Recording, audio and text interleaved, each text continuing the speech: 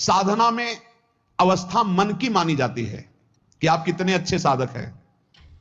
यदि आपका मन भगवदाकार है, हर समय भगवत चिंतन चल रहा है, आपके स्वप्न भागवतिक आ रहे हैं, आपके विचार भागवतिक हैं, तो आपकी अच्छी साधना हो रही है।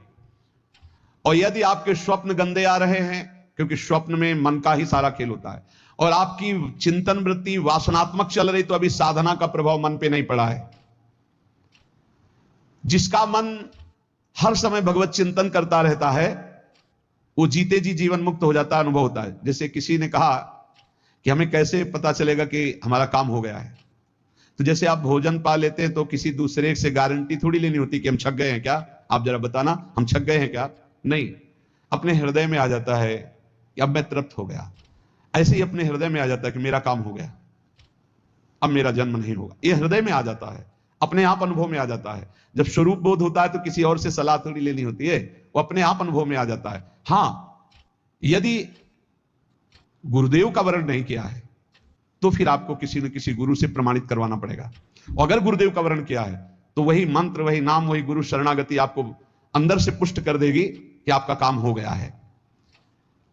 विषय चिंतन करता हुआ मन विषय आसक्ति को प्राप्त होता है। विषय आसक्ति को प्राप्त हुआ मन बार बार जन्म मरण और नरक को प्राप्त होता है। बस ये विषय चिंतन हटाना ही प्रमुख कर्तव्य साधना का है। बार बार मन को विषयों से हटा करके प्रभु के नाम में लगाओ, प्रभु के रूप में लगाओ, प्रभु की लीला में लगाओ।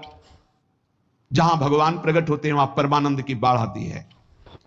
पर ये ध्यान रखें, गुलाब का फूल कांटों में खिलता है, उसकी सुगंध लेनी, फूल लेना है तो कांटों से बचाकर।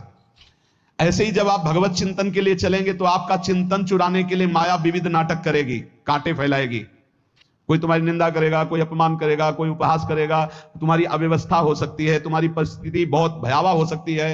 इन परिस्थितियों में भी भगवत चिंतन का तार ना टूटने पावे तो आगे गुलाब का फूल है।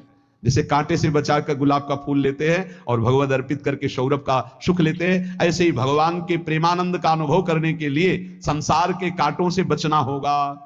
और खिलेगा यही फूल संसार में ही, मनुष्य देह में।